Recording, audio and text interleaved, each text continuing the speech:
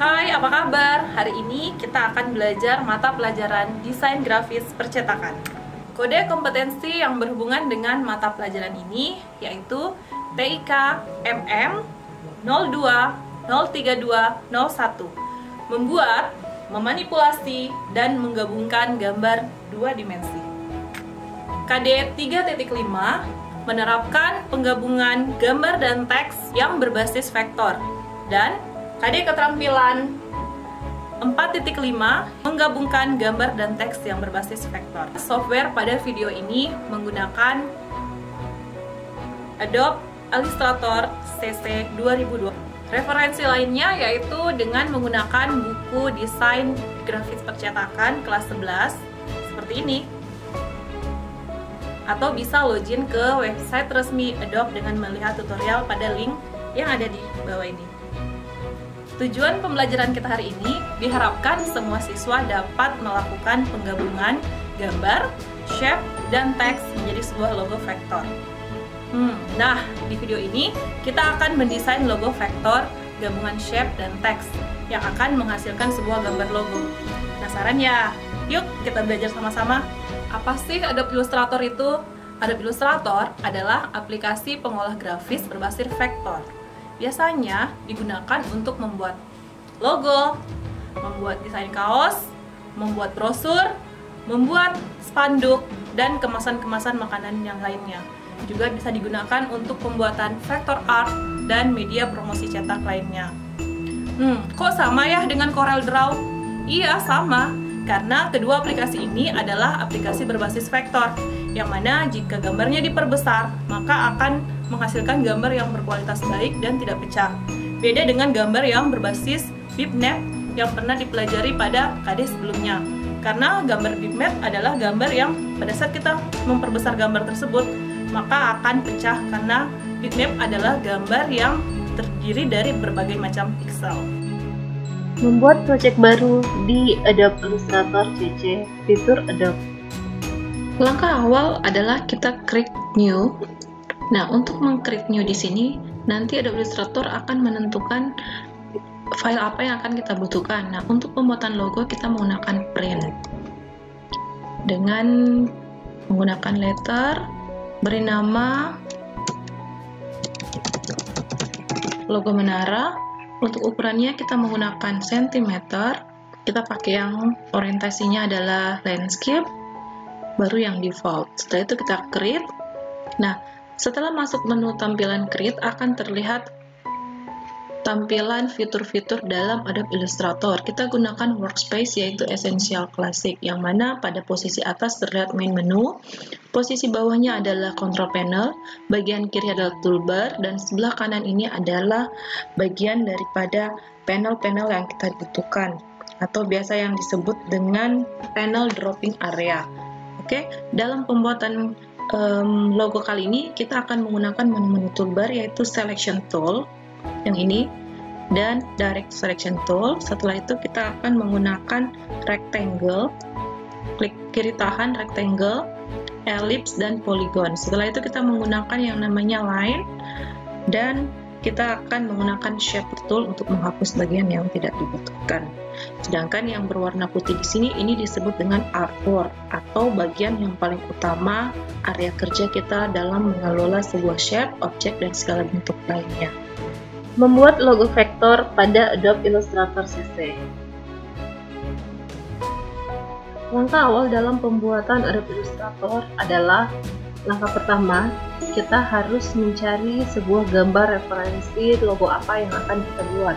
Nah, dalam contoh kali ini kita akan membuat sebuah menara. Nah, menara ini kita ambil gambarnya dan kita simpan di sebelah kiri. Untuk memudahkan dalam pembuatan shape, kita akan mengcopy dengan cara tekan Alt dan klik kiri drag ke sebelah kanan. Nah, setelah gambar tercopy, kita perbesar dengan cara mentransform, klik kanan, transform, scale, kita buat 200% atau 2 kali lipat dari gambar yang sebelumnya. Nah, gambar yang besar ini digunakan untuk sebagai pola dalam pembuatan step yang akan kita bentuk nanti. Nah, kita pertama memilih line untuk menggaris tiang menara yang paling atas dengan cara mengklik toolbar line dengan klik kiri tahan. Nah, kita cari line, setelah itu kita arahkan ke gambar sebagai pola. Oke, seperti ini. Nah, setelah jadi line-nya, langkah berikutnya adalah kita sedikit mempertebal garisnya. Kita scroll, tekan Alt scroll untuk memperbesar. Nah, setelah jelas garisnya, kita buat lagi cycle atau lingkaran di bawah tiang menaranya. Dan gambar lingkaran ini kita posisikan tepat berada di bawah tiang.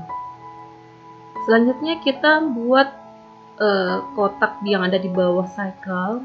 Kita posisikan tepat berada di bawah lingkaran. Berikut kita akan membuat segitiga dengan mencari yang namanya poligon. Nah, poligon ini masih berbentuk segi 6. Kita bisa klik di sudutnya.